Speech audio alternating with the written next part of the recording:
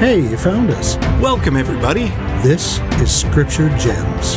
Hello, and welcome to the show. My name is John Fullmer, and this is my brother Jay. How's it going, John? We are two brothers who just can't get enough of the Scriptures. Yeah, we love them. This episode, we were going over the Come Follow Me lesson for July 4th through 10th, 2022. This is covering 2 Kings 2 through 7. And now let's bring out the star of the show, the Scriptures. Hello, you beautiful Scriptures. Oh, it's so great to have you here.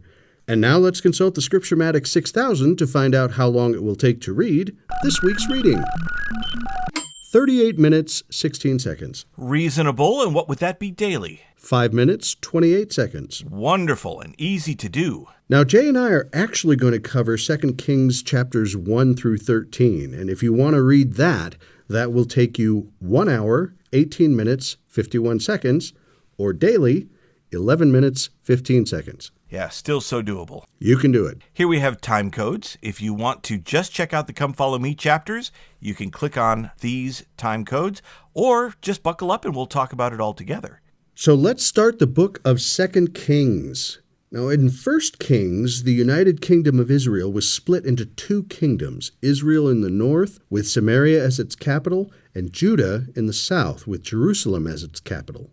From the seminary manual, we get this background. The book of 2 Kings outlines the causes of the scattering of Israel. Because of the wickedness of the people in the northern kingdom of Israel, they were conquered by Assyria around 721 BC. Unfortunately, Judah did not learn from the mistakes of Israel. Even though some of the kings of Judah mentioned in 2 Kings were faithful and obedient, there were many who were wicked. One of these kings was King Manasseh, whose wickedness caused Judah to lose its divine protection. Babylon crushed the southern kingdom and carried its people into captivity 587 BC, fulfilling Lehi's prophecy that Jerusalem would be destroyed.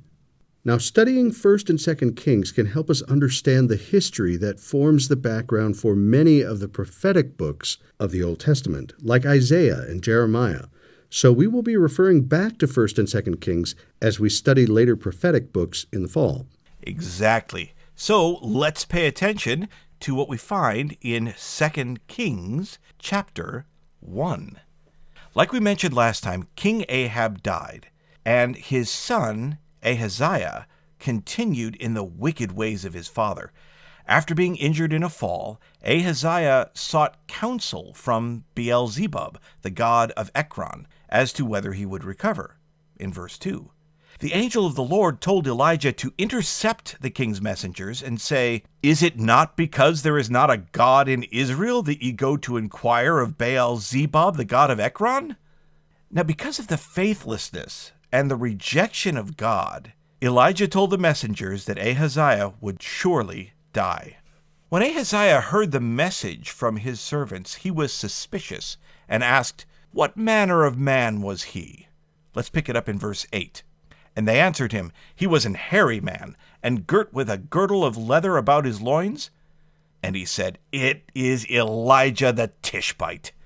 Then the king sent unto him a captain of 50, with his 50. And he went up to him, and behold, he sat on the top of an hill. And he spake unto him, "Thou man of God, the king hath said, Come down." And Elijah answered and said to the captain of 50, "If I be a man of God, then let fire come down from heaven and consume thee and thy 50. And there came down fire from heaven and consumed him and his 50.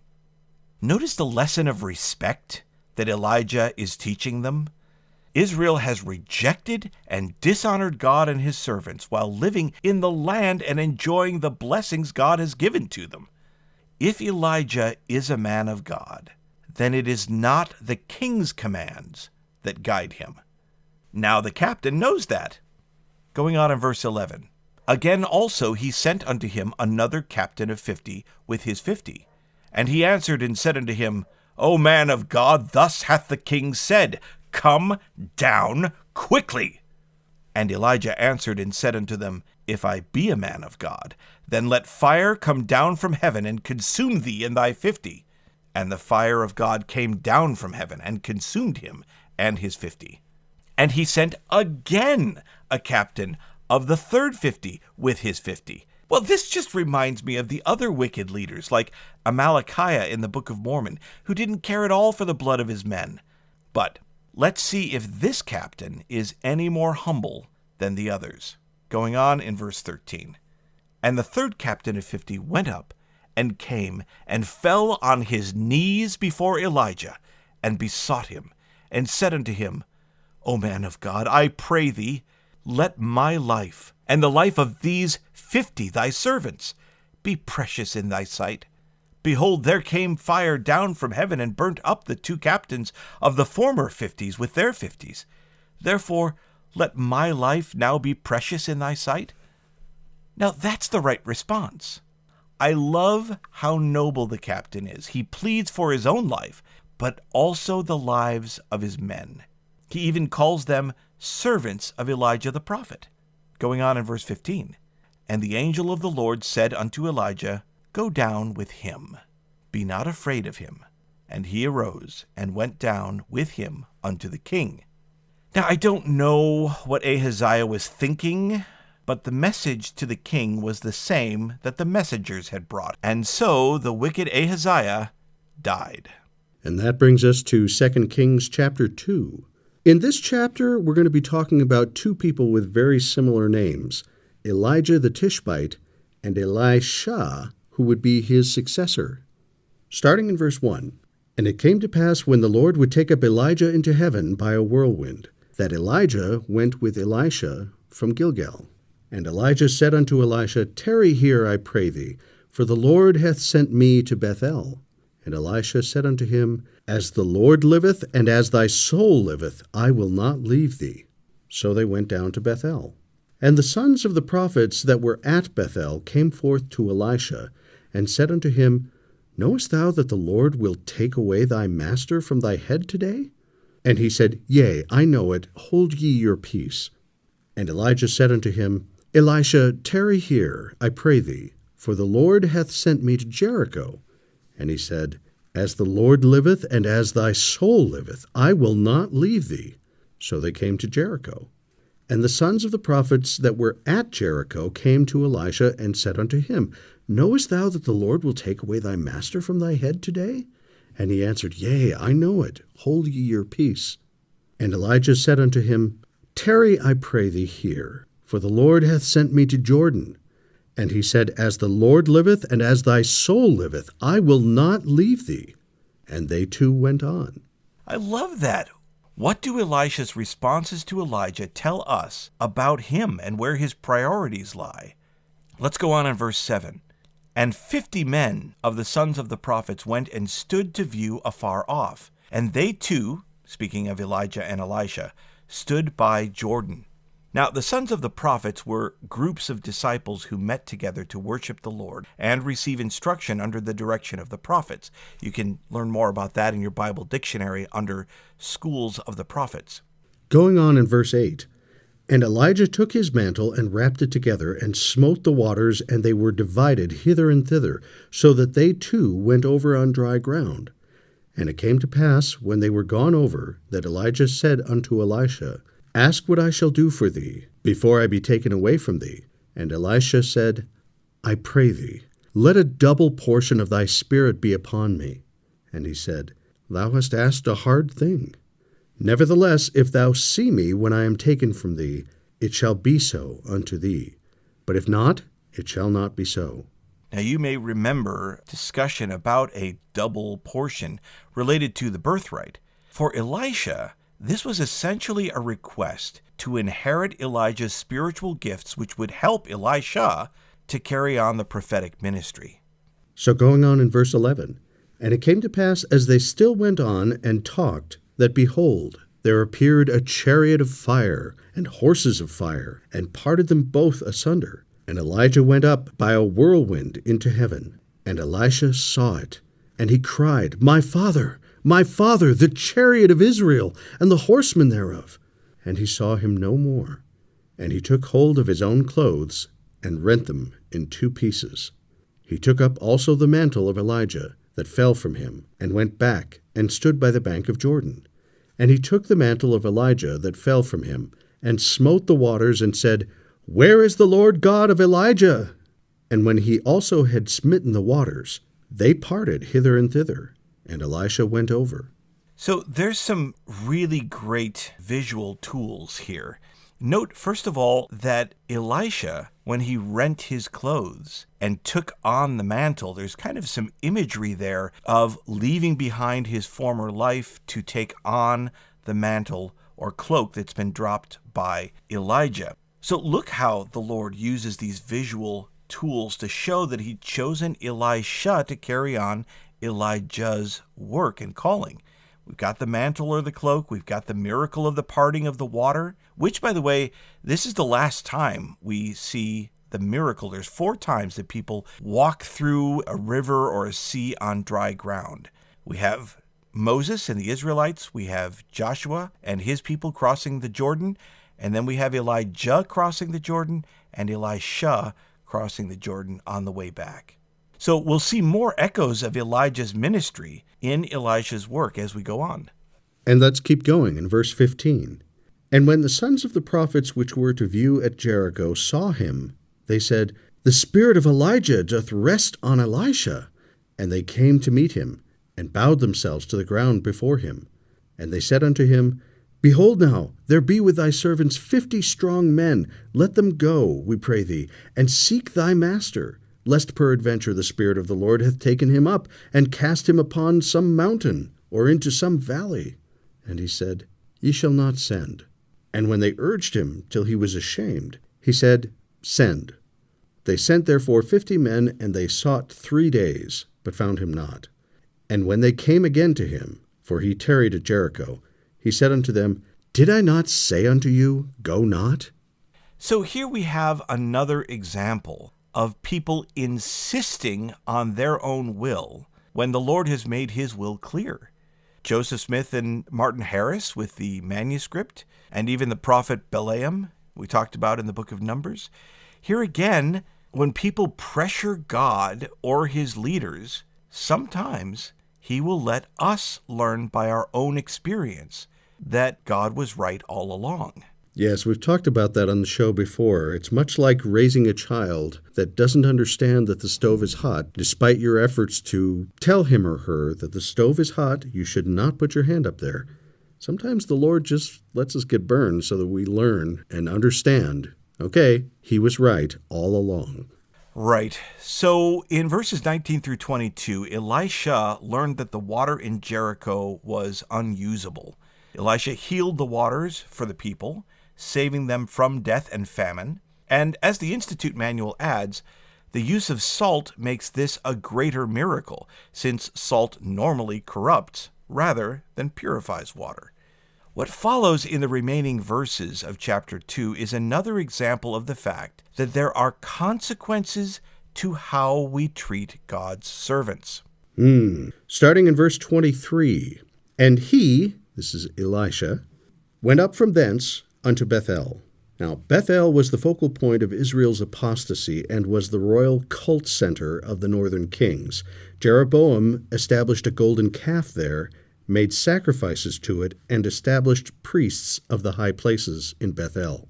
A prophet of God is even led astray by a prophet from Bethel and subsequently killed. That's in 1 Kings chapter 13. Back to the verse. And as he was going up by the way, there came forth little children out of the city, and mocked him, and said unto him, Go up, thou bald head! Go up, thou bald head! Now this essentially means, Get out of here, baldy! Also, footnote A says they were youths, not little children. This was a gang of youths who are lashing out at Elisha for what he means for their religious beliefs. The war of Elijah and Elisha against the worship of Baal is well known. They do not want the prophet there to challenge their God. The emphasis on Elisha's baldness is interesting. The NIV Study Bible commentary says, Baldness was uncommon among the ancient Jews, and luxuriant hair seems to have been viewed as a sign of strength and vigor. Think Samson or Absalom. By calling Elisha bald head, the youths from Bethel expressed that city's utter disdain for the Lord's representative, who they felt had no power. Going on in the story, verse 24. And he turned back and looked on them, and cursed them in the name of the Lord. And there came forth 2 she-bears out of the wood, and tare 42 children of them.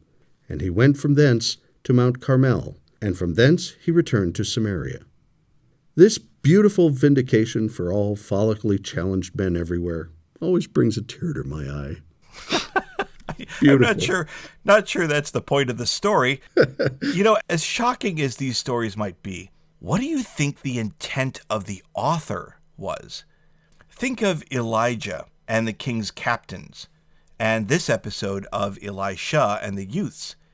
One lesson is certainly that when we reject the Lord and his servants, it will lead to disaster and death. This is the message Moses was pleading with his people to understand in Deuteronomy when he declared, "Choose life, that both thou and thy seed may live." You might remember that from Deuteronomy 30:19. This idea may be strengthened in the text by the author's use of the number 42. The New Oxford Annotated Bible notes that 42 is a number sometimes associated with death. Jehu kills 42 victims in 2 Kings chapter 10. We'll get to that. And the Egyptian Book of the Dead mentions 42 judges of the dead. So maybe it was literally 42 boys who were attacked, but it could also be a number that represents death. That said, it is unclear what happened to the youths. The text just says that the bears tore them. So whether they died or were wounded, the author wants us to know that with obedience comes blessings, but with rebellion comes curses, just as Elisha did in verse 24. And that brings us to 2 Kings chapter 3. After Ahaziah died, his brother Jehoram became king of Israel. And to make matters even more confusing, near this time, the king of Israel and the king of Judah coincidentally had the same name, Jehoram. For Judah, this is Jehoram, son of Jehoshaphat. We talked about Jehoshaphat in our last lesson. In Israel, because Ahaziah had no sons, the kingdom passed to Ahaziah's brother, Jehoram. Evidently, Jehoram was a popular name at the time. You'll also come across the short version of the name Joram. So keep an eye out for that. In Hebrew, the name means Jehovah is exalted. Unfortunately, neither Jehoram will actually exalt Jehovah, and we'll find out what happens as a result. Remember, for help, check the chart on the kings of Israel and Judah linked in the description. In the first few verses of 2 Kings chapter 3, the Moabites, who had been paying tribute to Israel since King David, rebelled against Jehoram, who then sought help from Jehoshaphat, king of Judah, the southern kingdom. Jehoshaphat's son, Jehoram, is not yet king. These two kings, along with the king of Edom, united to stop the Moabite rebellion. After they had traveled together for 7 days, there was not enough water for the soldiers or their animals. Picking it up in verse 11. But Jehoshaphat said, "Is there not a prophet of the Lord, that we may inquire of the Lord by him?" And one of the king of Israel's servants answered and said, "Here is Elisha, the son of Shaphat, which poured water on the hands of Elijah." And Jehoshaphat said, "The word of the Lord is with him." So the king of Israel and Jehoshaphat and the king of Edom went down to him. Now remember last lesson, we learned that Jehoshaphat was a righteous king of Judah, and he asked the same question of Jehoram's father, Ahab, in 1 Kings 22. That's when we met Micaiah the prophet. Side note, in verse 11, when it says that Elisha poured water on the hands of Elijah, that means that Elisha was a disciple of Elijah. The Institute Manual tells us, quote, "In the East, a servant pours water over the hands of his master after each meal so he can clean them," close quote. In the next few verses, Elisha is initially not pleased to see Jehoram. Remember when he says, "Get thee to the prophets of thy father and to the prophets of thy mother." He's talking about Ahab and Jezebel and their notorious worship of Baal. Elisha agrees to help the kings for Jehoshaphat's sake. Elisha said in verse 14, "Surely were it not that I regard the presence of Jehoshaphat, the king of Judah, I would not look toward thee, nor see thee." I like that in verse 15, Elisha employs music to calm himself down and invite the spirit. He clearly wasn't happy with Jehoram, king of Israel, but for the sake of King Jehoshaphat, he sought revelation. Never underestimate the power of good and uplifting music to focus your spirit on the Savior and open your heart and mind to the receipt of revelation. Good point.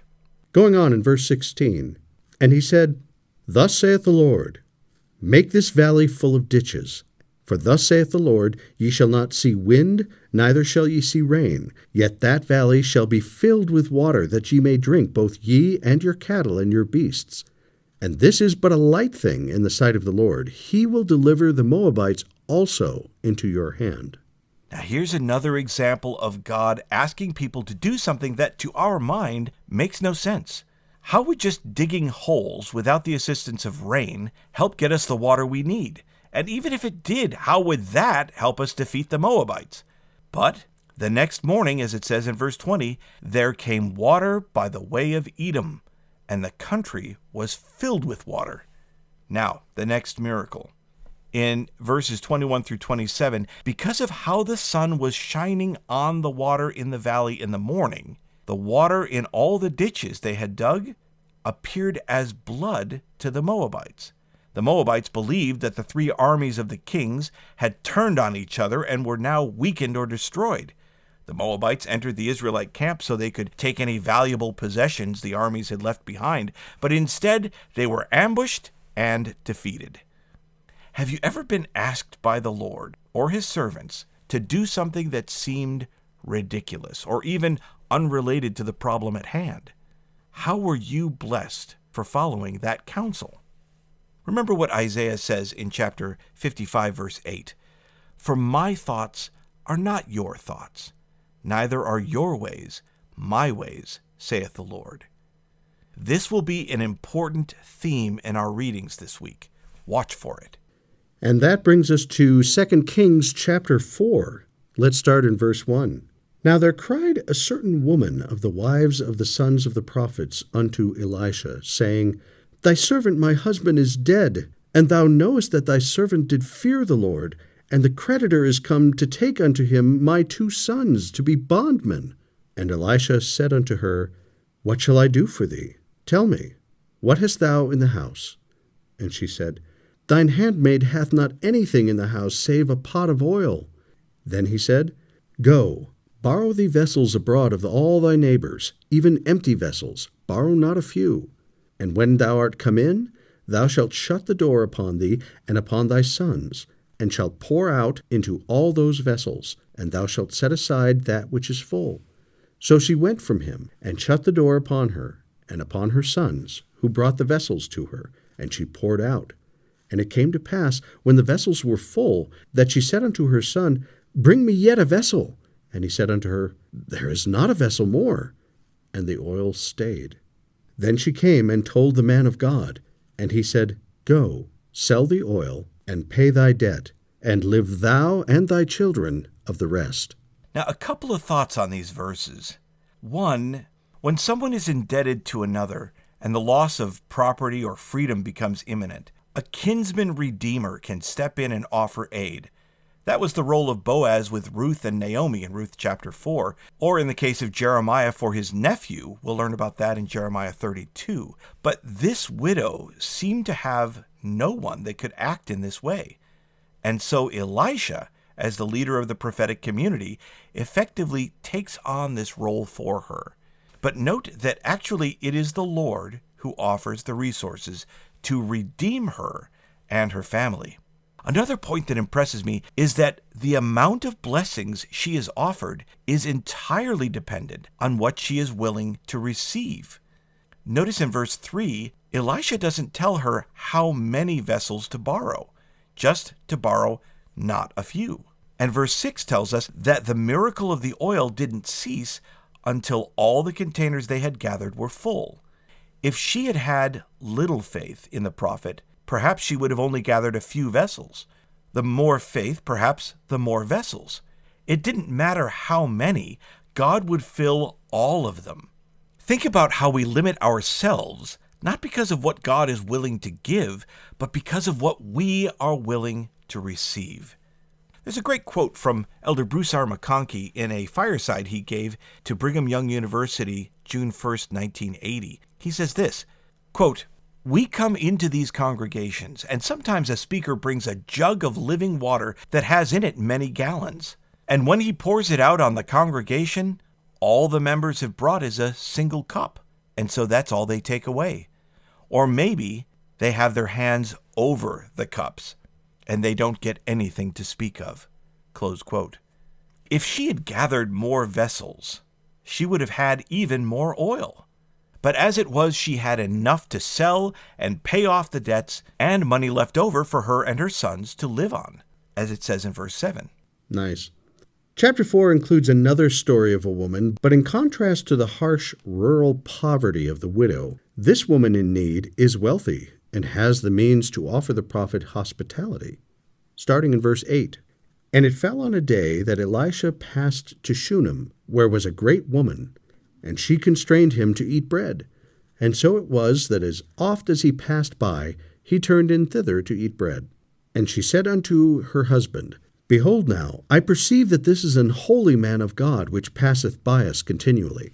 Let us make a little chamber, I pray thee, on the wall, and let us set for him there a bed, and a table, and a stool, and a candlestick. And it shall be, when he cometh to us, that he shall turn in thither." Notice the initiative of this great woman of Shunem. She is a leader and uses her resources to help those in need. When she perceives that Elisha is a holy man of God, she adds on to her house and furnishes a room for him when he travels that way. She does not ask permission to do good and serve others. She is bold and assertive. Now, she does bring her husband into the story when deciding to build onto the house, but I would hope she would. That should be a joint decision, in my opinion. My point is, the Bible doesn't look at women like her or Deborah or Abigail and say, look, a woman is doing this. The writers look at individual people. There is nothing noteworthy about a person that is a leader leading. Of course, that's what they do. It's who they are. We all know those people. And it's not an issue of what gender or ethnicity or age the person is. People respond to virtuous, capable, and assertive leaders regardless. The Bible is just looking at individuals. It has no gender or race politics to promote, and I find that refreshing. In verses 11 through 17, we find a strange interaction between Elisha and the Shunammite woman. Elisha is inspired to offer her a blessing, but even though he has a very familiar relationship with her, he creates a formal scene, speaking to her through his servant Gehazi. She, in her normal, assertive fashion, speaks directly to Elisha anyway. Elisha asks what blessing he can offer her, and here she reveals some abnormal features about herself, things that we have not encountered with other women so far. 1. She dwells among her own people, as it says in verse 13. Normally, a woman leaves her family to dwell with her husband's people. This may also show that she has no desire for high station or favors of the mighty. She loves to serve her community. 2. Being childless, she is not actively seeking a child. Her husband is old, as it says in verse 14, and perhaps she is too, but even when presented with the opportunity to ask for what she would of God, she doesn't ask for a child. Thirdly, she has no anxiety about her childlessness. These features are unusual in the stories we've seen so far. Perhaps she has come to terms with her situation and has chosen to focus on other ways to find fulfillment and bless the lives of others. But, like with Sarah generations past, the great woman of Shunem is given a blessing unlooked for and unasked, at least outwardly. She is blessed by God with a child. In the remaining verses of the chapter, it tells us of another miracle in the life of the great woman of Shunem. When the promised child had grown and was working with the reapers, he is injured and brought to his mother. Tragically, he died while she was holding him on her lap. But remember that this is a person of action. Verse 22, And she called unto her husband, and said, Send me, I pray thee, one of the young men, and one of the asses, that I may run to the man of God, and come again. And he said, Wherefore wilt thou go to him today? It is neither new moon nor Sabbath. And she said, It shall be well. Then she saddled an ass, and said to her servant, Drive, and go forward. Slack not thy riding for me, except I bid thee. Scholar Tikva Frymer-Kensky, in her book, Reading the Women of the Bible, has this to offer. She says, quote, her husband's question reflects the close connection between prophets and women. On Sabbath and festivals, women would go regularly on pilgrimages. They could also go for help in a crisis, as the wife of Jeroboam went to Ahijah the prophet when her son fell sick, in 1 Kings chapter 14. But Jeroboam sent his wife off. The Shunammite does not even inform her husband of the reason she is leaving. When he asks why, she brushes him off with a simple, "It shall be well." His lack of understanding as to why she is going is puzzling, but she can't wait to explain it to him. She has a child to save. Still, her independence is equally puzzling, for normally even a wealthy woman dependent on her husband's goodwill for her own economic well-being. Women have power in their own households. But the Shunammite does not show any concern that her husband might get angry or even divorce her. This lack of concern, her lack of desperation for a child, and her living among her own kin are all unusual behaviors that make the Shunammite stand out among women. Close quote. So the Shunammite woman continues her decisive ways as she comes to Elisha. In verses 25 and 26, Elisha sees her coming and sends his servant Gehazi to intercept her and find out what's wrong. She brushes by him and doesn't explain what happened until she gets to the prophet. In verse 27, and when she came to the man of God to the hill, she caught him by the feet, but Gehazi came near to thrust her away, and the man of God said, Let her alone, for her soul is vexed within her, and the Lord hath hid it from me, and hath not told me. Then she said, Did I desire a son of my Lord? Did I not say, Do not deceive me? Then Elisha, realizing now what must have happened, sends Gehazi to rush ahead, no distractions, with Elisha's staff, with instructions to lay it on the face of the child. In verse 30, and the mother of the child said, As the Lord liveth, and as thy soul liveth, I will not leave thee. And he arose and followed after her. Oh, I love that. Do you recognize what she said in verse 30? One of the reasons for the special relationship between the great woman of Shunem and Elisha must have been that Elisha had seen something of himself in her. What she just said to him was exactly what he had said 3 times to Elijah back in chapter 2. The attempts of Gehazi did not work to revive the child. So when Elisha arrived, he did something very similar to what Elijah did for the widow of Zarephath's son in 1 Kings 17. Again, we see imagery of eyes for seeing, mouth for breathing, hands for action and movement, and finally the body for the soul to return. The prayer of Elisha was answered, and the Shunammite's son was restored to her. But the relationship between them is not over in our scriptures. We will see her again in chapter 8. One last thought on these 2 stories of women in need. We learn that it doesn't matter if one is rich or poor, powerful or not. We all have challenges outside of our control, and we all need God and His merciful blessings. In the remaining verses of the chapter, Elisha purifies a poisoned pot of porridge and multiplied food for the people to eat. And that brings us to 2 Kings chapter 5. While Elisha was serving as a prophet in Israel, a man named Naaman was living in the neighboring country of Syria. Let's start in verse 1. Now Naaman, captain of the host of the king of Syria, was a great man with his master and honorable, because by him the Lord had given deliverance unto Syria. He was also a mighty man in valor, but he was a leper. Now before we go on with one of my favorite stories, please note that there is a wonderful video linked in your Come Follow Me materials.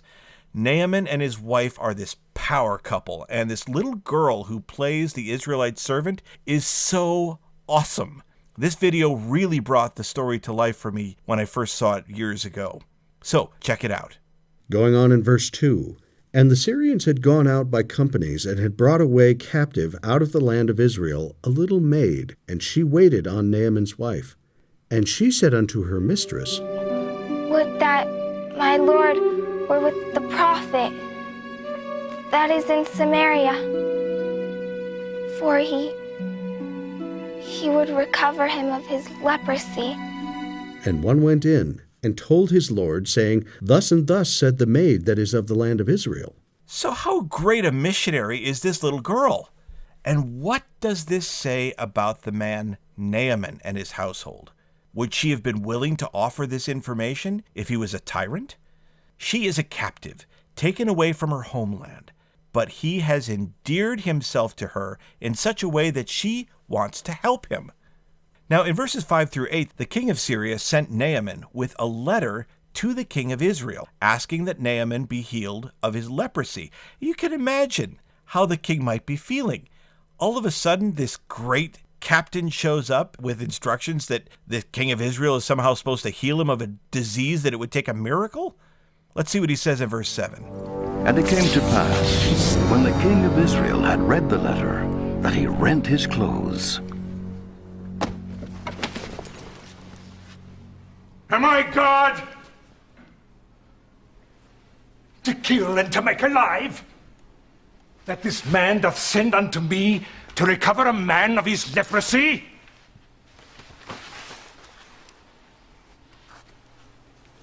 Wherefore consider, I pray you, and see how he seeketh a quarrel against me. What a contrast. A captive little girl has such great faith, and the king of Israel has none. He thinks this is a trick to provoke a war. When Elisha heard about Naaman's request, he told the king of Israel to send Naaman to him. And let's pick it up in verse 9. So Naaman came with his horses and with his chariot, and stood at the door of the house of Elisha. And Elisha sent a messenger unto him, saying, Go, and wash in Jordan 7 times, and thy flesh shall come again to thee, and thou shalt be clean.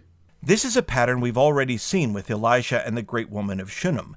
I guess I find it interesting that he sends the servant to talk to great people rather than dealing with them directly. I wonder if that's to check and see their faith. Not sure, but he sends Gehazi out to give instructions. How do you think that would have gone over with this powerful man, traveling with horses and chariot and carrying great treasures? Let's pick it up in verse 11. But Naaman was wroth, and went away, and said, Behold, I thought he will surely come out to me, and stand and call on the name of the Lord his God, and strike his hand over the place, and recover the leper. Are not Abana and Pharpar rivers of Damascus better than all the waters of Israel? May I not wash in them and be clean? So he turned away in a rage. None of this makes sense to Naaman, but he hasn't had experiences with the God of Israel. How often have we seen how God asks us to demonstrate faith and obedience before the blessings? Remember that God's purposes are not to make our lives easy or to eliminate our challenges. God is trying to elevate our capacity to handle challenges, and in so doing, to become holy. God is not just intending to change Naaman's circumstances. He is going to change Naaman if he is willing to be obedient. That is why Elisha has commanded him to do what he has said. But without friends, I don't think Naaman would have done it. Let's take a look in verse 13. And his servants came near, and spake unto him, and said, My father, if the prophet had bid thee do some great thing, wouldst thou not have done it? How much rather then when he saith to thee, Wash and be clean? Okay, so Naaman has decided to be obedient. But how obedient will he be? In verse 14, Then went he down, and dipped himself 7 times in Jordan, according to the saying of the man of God. And his flesh came again like unto the flesh of a little child, and he was clean. Did you notice that the miracle didn't happen the first time he dipped in Jordan, or the 3rd or the 5th? He had to decide how obedient he would be. Would he obey the Lord completely, even if he saw no blessings along the way? Even at the 6th time, obediently following the word of the Lord, he was not healed. Only with complete obedience did he experience the miracle. Another lesson we learn is that frequently the words of prophets do not agree with our expectations or with our way of seeing things. But as we exercise faith by acting on God's words, our testimony of Him will be strengthened. There's a quote from Elder M. Russell Ballard from the April 2001 General Conference where he says, quote, "What a humbling thing it must have been for Naaman to realize how close he came to allowing his own pride and his own unwillingness to listen to the counsel of the prophet to prevent him from receiving such a great cleansing blessing. And what a humbling thing it is to contemplate how many of us might miss out on great and promised blessings because we do not listen and then do the relatively simple things our prophet is telling us to do today." End quote. Such a good lesson. Quite true. When Naaman returned to Elisha, he stood before him and testified, "Behold, now I know that there is no God in all the earth but in Israel." Verse 15. In the remaining verses in the chapter, Naaman wanted to thank Elisha by giving him money and gifts. Elisha declined Naaman's offer. After Naaman departed, Elisha's servant Gehazi went after Naaman and lied to him, saying that Elisha requested silver and clothing. Naaman gladly gave Gehazi gifts, which Gehazi kept for himself. The Lord punished Gehazi by afflicting him with Naaman's leprosy. Bad example. All right, well, that takes us into 2 Kings chapter 6. In the first 3 verses, Elisha gave the sons of the prophets permission to build a new home because the one they were living in was too small. Let's pick it up in verse 4. "So he went with them, and when they came to Jordan, they cut down wood. But as one was felling a beam, the axe head fell into the water, and he cried and said, 'Alas, master, for it was borrowed.' This is a problem, since this may have been a costly tool, and he would have had to work off the debt." In verse 6, "And the man of God said, 'Where fell it?' And he showed him the place. And he cut down a stick, and cast it in thither. And the iron did swim. Therefore said he, 'Take it up to thee.' And he put out his hand, and took it." The seminary manual includes this great quote from President Thomas S. Monson. This is from October 2012 General Conference. He says, quote, "Our Heavenly Father is aware of our needs and will help us as we call upon Him for assistance. I believe that no concern of ours is too small or insignificant. The Lord is in the details of our lives." End quote. Beautiful message. Very true. So Syria and the northern kingdom of Israel went to war with each other, and during this time the king of Syria would privately discuss his battle plans with his servants. The Lord revealed those plans to Elisha, who told them to the king of Israel, so they could avoid traps and save the Israelite army several times. The Syrian king was frustrated and considered that there must be a spy in his counsels. He ranted in verse 11, "Will ye not show me which of us is for the king of Israel?" And one of his servants said, "None, my lord, O king, but Elisha the prophet that is in Israel telleth the king of Israel the words that thou speakest in thy bedchamber." And he said, "Go and spy where he is, that I may send and fetch him." And it was told him, saying, "Behold, he is in Dothan." Therefore sent he thither horses and chariots and a great host, and they came by night and compassed the city about. And when the servant of the man of God was risen early and gone forth, behold, an host compassed the city both with horses and chariots. And his servant said unto him, "Alas, my master, how shall we do?" And he answered, "Fear not, for they that be with us are more than they that be with them." Again, we have a disconnect when someone does not see what the prophet sees. When we are frightened, discouraged, and overwhelmed by what is happening in the world, maybe we should ask ourselves, but what does God's prophet see? And what if we need help to see it? Let's read on. In verse 17, "And Elisha prayed and said, Lord, I pray thee, open his eyes that he may see. And the Lord opened the eyes of the young man, and he saw. And behold, the mountain was full of horses and chariots of fire round about Elisha." The Come Follow Me manual includes this great quote from President Henry B. Eyring. This comes from October 2008 General Conference, where he says, quote, "Like the servant of Elisha, There are more with you than those you can see opposed to you. Some who are with you will be invisible to your mortal eyes.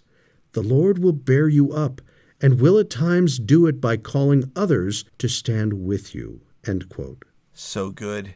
It's a great lesson that in order for us to take comfort that the Lord is truly leading Israel, we need to learn how to see. We don't need the Lord to do things differently for us. We need to learn to see so that we can see what the Lord is doing. This story has some interesting things to say about what it means to truly see and what it means to be blind. Let's continue reading in verse 18. "And when they came down to him, Elisha prayed unto the Lord and said, Smite this people, I pray thee, with blindness. And he smote them with blindness according to the word of Elisha." Elisha had just prayed to open his servant's eyes to the heavenly reality. But now, in verse 18, he prays to have the Syrian army blind to earthly reality. The English Standard Version Study Bible has a note on the blindness referred to in verse 18. It says, quote, "Probably not the loss of physical sight, since the Syrians would not doubt their location just because they could no longer physically see it, but rather a dazed mental condition in which they are open to suggestion and manipulation, but still able to follow the prophet to Samaria. The Syrians are bedazzled and do not see things clearly, whereas Elijah's servant has been given perfect clarity of sight about reality." Close quote. Going on in verse 19, "And Elisha said unto them, This is not the way, neither is this the city." Now, I don't mean to disturb the spirit of the story, but I can't help but hear in my head, "Let me see your identification." You don't need to see his identification. "We don't need to see his identification." These aren't the droids you're looking for. "These aren't the droids we're looking for." He can go about his business. "You can go about your business." Move along. "Move along. Move along." Right. Good modern application. So going on in verse 19, Elisha says, "Follow me, and I will bring you to the man whom ye seek." But he led them to Samaria. Remember that Samaria is the capital of the kingdom of Israel. Verse 20, "And it came to pass, when they were come into Samaria, that Elisha said, Lord, open the eyes of these men, that they may see. And the Lord opened their eyes, and they saw, and behold, they were in the midst of Samaria. And the king of Israel said unto Elisha when he saw them, My father, shall I smite them? Shall I smite them?" Now, you can read this however you like, but to me, I can't think of any other way to read that repeated phrase. It reads like an excited child being given the most wonderful present. Shall I smite them? Shall I smite them? Oh, how exciting. Going on in verse 22. "And he answered, Thou shalt not smite them. Wouldst thou smite those whom thou hast taken captive with thy sword and with thy bow? Set bread and water before them, that they may eat and drink, and go to their master." So not only does Elisha remind him that the king wouldn't do something so cruel to prisoners of war, and these aren't even that. They should be treated as guests. Going on in verse 23, "And he prepared great provision for them, and when they had eaten and drunk, he sent them away, and they went to their master. So the bands of Syria came no more into the land of Israel." Doesn't this remind you of Chief Captain Moroni in the Book of Mormon? When the enemy is in your power, treat them well and let them go. I know that's not always the right choice, but it was here, and that particular group of Syrian forces never came again into the land of Israel. Think about the impact of this experience in helping others truly see. The soldiers thought they could exercise power over God's prophet, but they were blind. When they could see again, they realized they had no power at all. So in the remaining verses of chapter 6, another force from Syria was mustered and laid siege to Samaria, capital of the kingdom of Israel. A famine also was in the land, and the people of Samaria were in a desperate state. Things were so bad that this was an issue brought before the king. a woman complained to him that she and another woman had agreed to eat her son one day, and the next day they were going to eat the other woman's son, but the other woman had hid her son. The king is stricken with grief at the condition he and his people are in. And who does he blame? Elisha and God. Nice. And that brings us to 2 Kings chapter 7. Elisha testifies that the next day they will have all the food they want. Again, how is that possible? Even if the famine ended, it takes time to grow crops again. A government official mocked his claim, and Elisha tells him, "Behold, thou shalt see it with thine eyes, but thou shalt not eat thereof." That's in verse 2. But the Lord would provide for the Israelites in the most remarkable way. The Lord had made the host of the Syrians to hear a noise of chariots and a noise of horses, even the noise of a great host. That's in verse 6. Thinking a great army was upon them, they fled, leaving behind all their tents, animals, and supplies. This was discovered by 4 leprous men who had decided to come to the camp of Syria. They thought that if the Syrians took them as prisoners of war, they would at least get food. If the Syrians killed them, they were going to die soon anyway, from starvation or their leprosy. To their astonishment, they discovered an empty camp with a great deal of provisions. Food was plentiful, and the people of Israel looted the empty camp. Now remember the officer in verse 2 who mocked Elisha's claim? He apparently was stationed at the gate of the city that day, and in the scramble to acquire goods, he was trampled to death by the people. Wow. Prophecy fulfilled. Yikes. So that brings us to 2 Kings chapter 8. But what had happened to the Shunammite woman during this trial? Let's take a look at verse 1. Then spake Elisha unto the woman, whose son he had restored to life, saying, Arise, and go thou and thine household, and sojourn wheresoever thou canst sojourn. For the Lord hath called for a famine, and it shall also come upon the land 7 years. And the woman arose and did after the saying of the man of God. And she went with her household and sojourned in the land of the Philistines 7 years.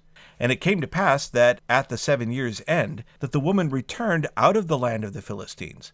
And she went forth to cry unto the king for her house and for her land. See, it turns out that Gehazi, Elisha's servant, just happened to be in the king's court that day telling him about the miracles performed by his master. When the great woman arrives, Gehazi says essentially, "That's her, that's the one I was telling you about." The woman then petitions the king for her land back. Her husband is not in the picture and may have passed away. Tikva Farmer-Kensky has a great and useful quote here from her book, Reading the Women of the Bible. She says, quote, Near Eastern law indicates that owners can redeem a field, but the produce should belong to the people who worked the land. People who plant can expect to reap. Not being able to do so is one of God's dire punishments, as it mentions in Deuteronomy 28:33. And eating the food someone else has planted is a special mark of divine benevolence in Deuteronomy chapter 6, verse 11. God gave Israel the produce of the land when Israel came into the land of Canaan. The king presents the Shunammite with the same favor when she comes back to the land, close quote, as it mentions in verse 6. Right. In verses 7 through 15, Ben-Hadad, king of Syria, is sick.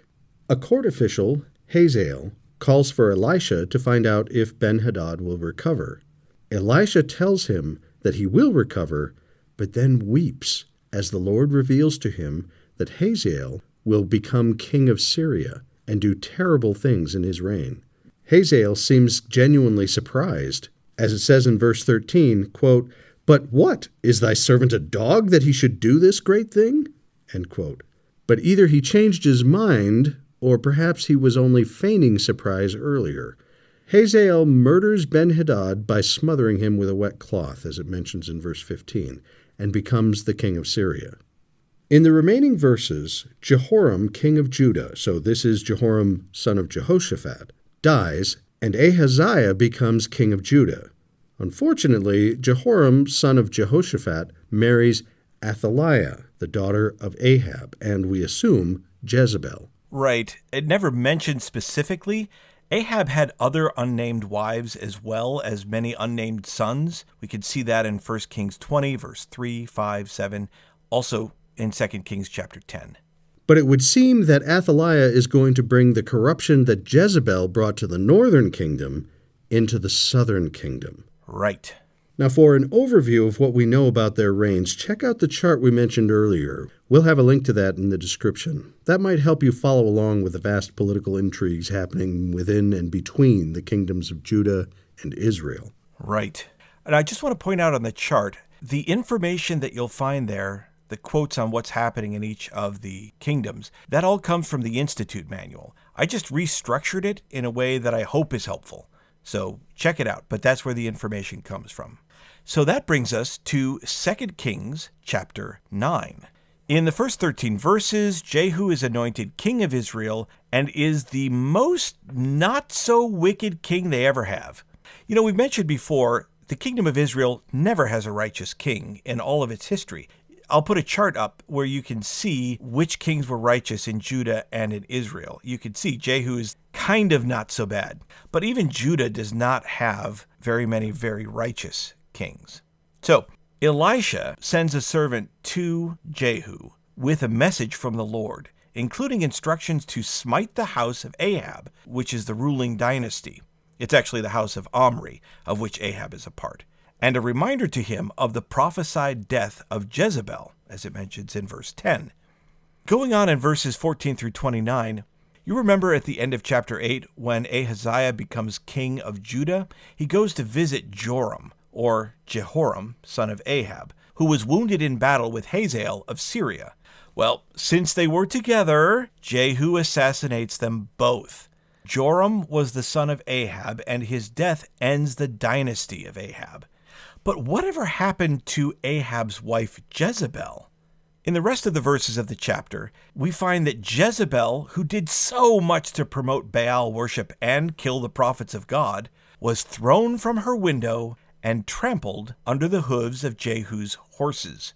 As prophesied, the dogs took care of the rest. And that brings us to 2 Kings chapter 10. We'll summarize this one pretty quickly. From verses 1 to 17, Jehu continues to clean house by slaying the remaining descendants of Ahab. In verses 18 to 27, Jehu strikes down the prophets of Baal. And from 28 to 36, Jehu now reigns in Israel. Let's take a look at some of those verses, starting in verse 28. Thus Jehu destroyed Baal out of Israel. Howbeit from the sins of Jeroboam the son of Nebat, who made Israel to sin, Jehu departed not from after them, to wit, the golden calves that were in Bethel and that were in Dan. And the Lord said unto Jehu, Because thou hast done well in executing that which is right in mine eyes, and hast done unto the house of Ahab according to all that was in mine heart, thy children of the 4th generation shall sit on the throne of Israel. But Jehu took no heed to walk in the law of the Lord God of Israel with all his heart. For he departed not from the sins of Jeroboam, which made Israel to sin.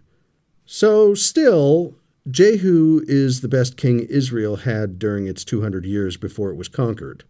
The sins of Jeroboam refer to idolatry, specifically the golden calves in Bethel and Dan. Right. Remember that Jeroboam was the first king of Israel. When the kingdom split into Israel and Judah, Jeroboam was the first king. So that's what it's referring to, and the idolatry that he introduced. Well, that brings us to 2 Kings chapter 11. Let's start with verse 1. And when Athaliah, the mother of Ahaziah, saw that her son was dead, she arose and destroyed all the seed royal. So Athaliah was the daughter of Ahab of Israel, like we said. She sought to establish the house of Ahab of the northern kingdom on the throne of Judah, the southern kingdom. So she ordered her own grandchildren killed to seize the throne for herself. She was thwarted in killing all of them by Ahaziah's sister Jehoshabah, who worked with the righteous priest Jehoiada and hid Ahaziah's son Joash, short form of the name Jehoash, in the temple. Now, that was quite a lot of names, wasn't it? Don't worry, we'll explain. Let's go on in verse 2. But Jehoshabah, the daughter of King Joram, sister of Ahaziah, took Joash, the son of Ahaziah, and stole him from among the king's sons, which were slain. And they hid him, even him and his nurse, in the bedchamber from Athaliah, so he was not slain. So to sum up, Athaliah is seizing power of the southern kingdom. To do that, she feels she needs to kill all of her grandchildren who could have claim to the throne. But a wonderful and faithful woman, Jehoshaphat, saves one of the kids and his nurse. And so he's being raised in secret with the help of a righteous priest. So after 6 years, Jehoiada organized a revolt and arranges a ceremony to anoint Joash king of Judah. But Athaliah isn't going to surrender her power silently. Let's pick it up in verse 12. And he brought forth the king's son, and put the crown upon him, and gave him the testimony. And they made him king, and anointed him. And they clapped their hands, and said, God save the king! And when Athaliah heard the noise of the guard and of the people, she came to the people into the temple of the Lord.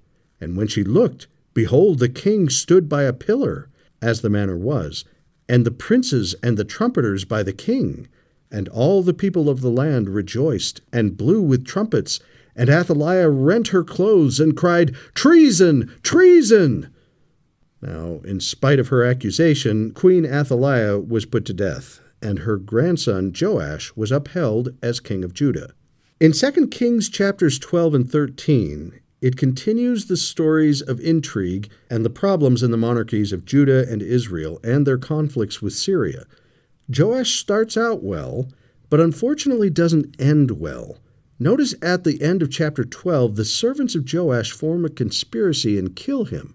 This seems strange, as most of the chapter shows Joash doing so well.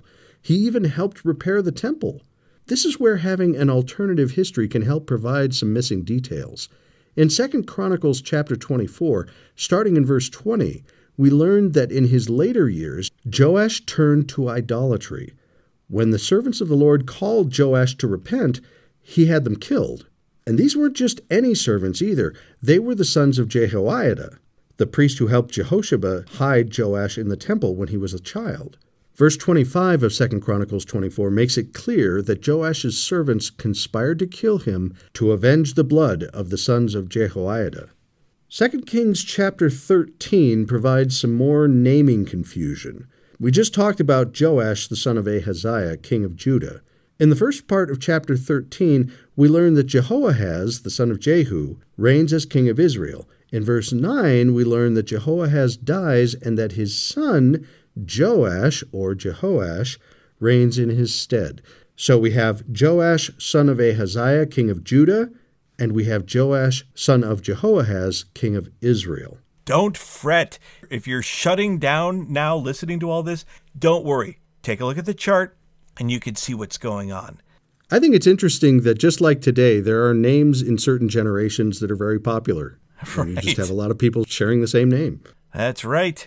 So in verses 14 through 19, it records Elisha's death and his prophecy that Joash, son of Jehoahaz, king of Israel, would finally have some success over the Syrians. But even after Elisha's death, there was one more miracle for him to perform. Let's take a look at it in verse 20.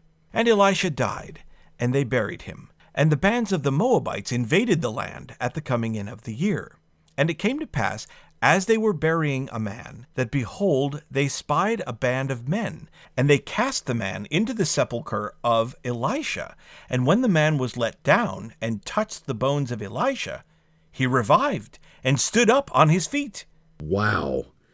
You know, I've always marveled at the prophets in 1st and 2nd Kings. We talk a lot about Elijah as a great prophet, and he certainly was. We know in later revelations that he holds the keys of the sealing power, but look at how little we know about him, at least compared to Elisha.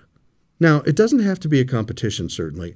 They were both clearly great men of God, but the recorded works of Elisha certainly demonstrated that he did indeed receive a double portion of Elijah's spirit, and he wielded it well. So true. I love these chapters for the people we meet. I know there's a lot of political intrigue and genealogies to keep track of as to who's in charge of what, and the names are so similar, but don't let that distract you from the evidences we have of God working to try to redeem both the kingdoms of Judah and Israel. It's interesting to note that he works with, well, in the case of Israel, he works with them for 200 years, and yet they still won't turn to him. And what we found in this lesson, and what we'll find in future lessons, is that the Lord is there to help people of other countries as well. Think of Naaman in Syria. Yeah, and that it doesn't matter whether you're great or small, or whether you need a great blessing because your life depends on it,